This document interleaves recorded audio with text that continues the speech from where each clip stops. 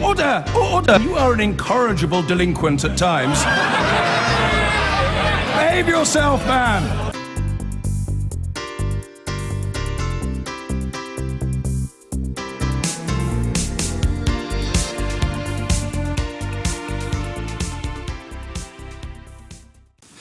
Now, as we speak, voters in Hungary are going to the polls to vote on whether to accept mandatory EU quotas for relocating migrants. The country's government's been campaigning for voters to reject the EU proposals, and it's run a highly controversial campaign accusing migrants of terrorism and crime.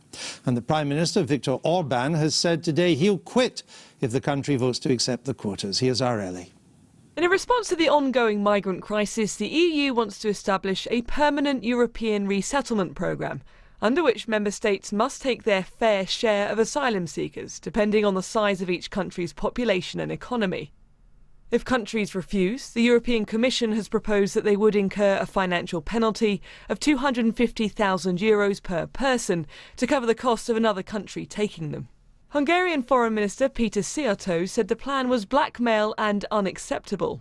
Last year, Hungary rejected an emergency EU plan that would have seen tens of thousands of refugees transferred out of the country in return for accepting a quota of almost 1,300 refugees from Italy and Greece.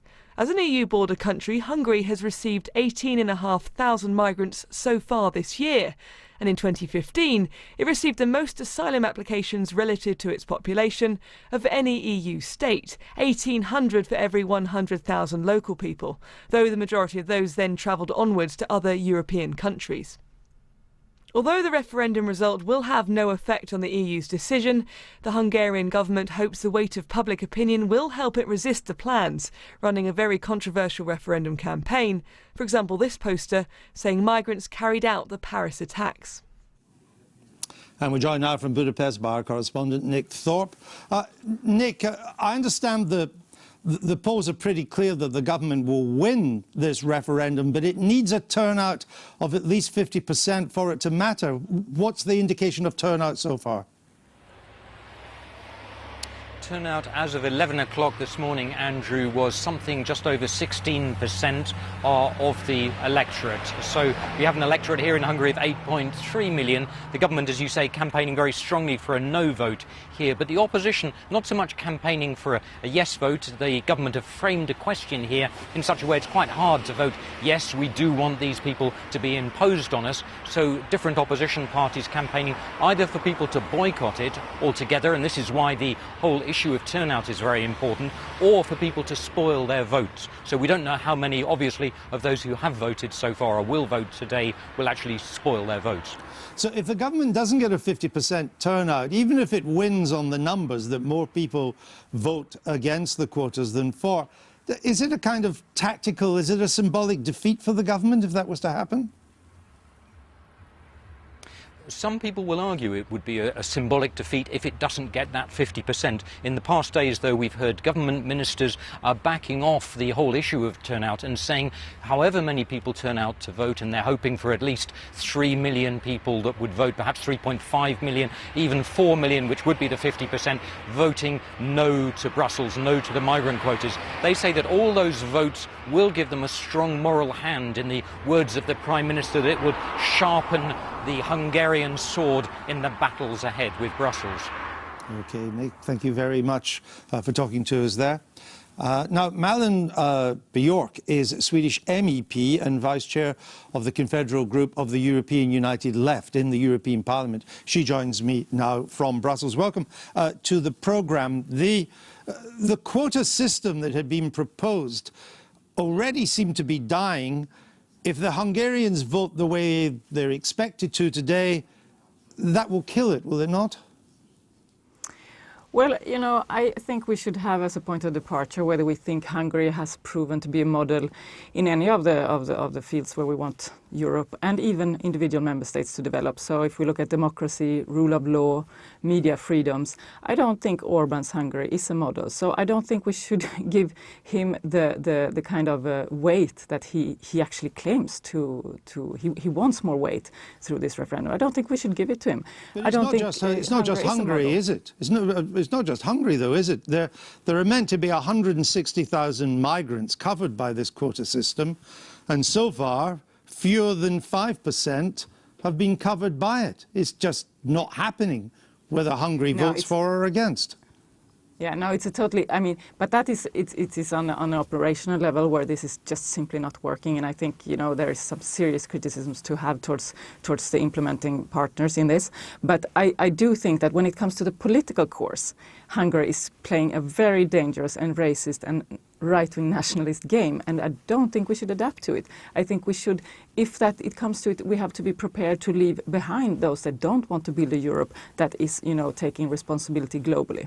Well, let me just clarify what you mean by that. The foreign minister of Luxembourg has already said that Hungary should be expelled from the European Union. Is that what you're saying too? No, no. You know what I think? I mean, I think as a progressive politician on the left side, I do have lots of criticisms towards the European Union. But, you know, that there is planets apart from what the kind of, you know, the kind of models that Orban is trying to build with, you know, where he doesn't respect human rights, rule of law and media freedoms. Right. And now he attacks refugee rights. So why should Hungary then, I think, given all that, let's accept that what you say is true about Hungary. Others may dispute it, but let's accept what you're saying is true. Why should Hungary remain a member of the European Union?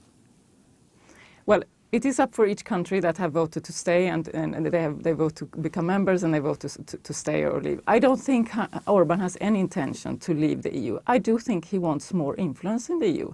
I think he wants more influence domestically through this referendum. I think he wants more influence in the EU. The question the rest of the countries have to ask themselves is, are we going to give it to him, or are we even going to adapt to his politics in any of these fields that he is active on? I think we should have to make a stand against it, because we have people and political forces in other countries that have exactly, you know, the same kind of agendas, which we don't want to see strengthened.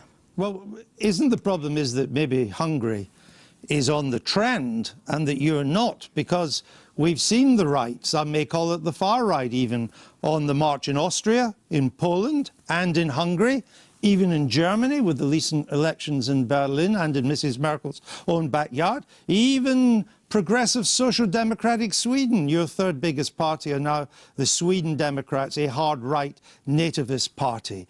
Why are these forces on the move, and why are forces such as you stand for now on the defensive? Well, I think the you know, more progressive forces are growing in many countries also, such as Spain, Portugal, Ireland and other countries. I do think we have a real challenge. It's not only for the left, it's for the broad political spectrum to counteract nationalist, right-wing and racist forces. We know where they lead. It's a dead end, and indeed it's a challenge in the Nordic countries and across some of the European countries. But why is Europe going in this direction? In 2016, why are the forces of the right so strong? Well, I know, you know, to be honest, I think there is you know, we have to be a little bit more humble and say, well, are we failing people in some ways? Yes, the austerity policies are not working. The inequalities have grown for over 20 years in Europe. Of course, it's a failure. I mean, we were capable of saving banks, but not saving refugees and people seeking protection. People see this. It's political failure, and I think we have to sit down and create different paths. What is happening now? It's worrying, because I see some of the political forces in Europe adapting to the migrant, to the racist voices, to the nationalist voices, and I think this is a dangerous development. I think we have to strengthen the progressive parties that will not adapt to these kind of nationalist stories, and that they paint up imaginary enemies. A huge chunk of Hungary's public spending comes from the European Union, from net contributors like Sweden and the United Kingdom. If Hungary votes this way, should that continue? Should we continue to bankroll it? Well, you know, I think the way Europe and the way the European Union and individual member states develop, it's of course we should link discussions about money and EU spending to the respect for rule of law, to the respect for human rights, and to the respect for international law when it comes to refugee rights, which are being infringed by Hungarian government for the moment. So of course we have to have such a discussion, and it has to be frank. All right, Ms. Pierre, thank you very much for joining us this morning. It's fascinating to talk to you. Thank you.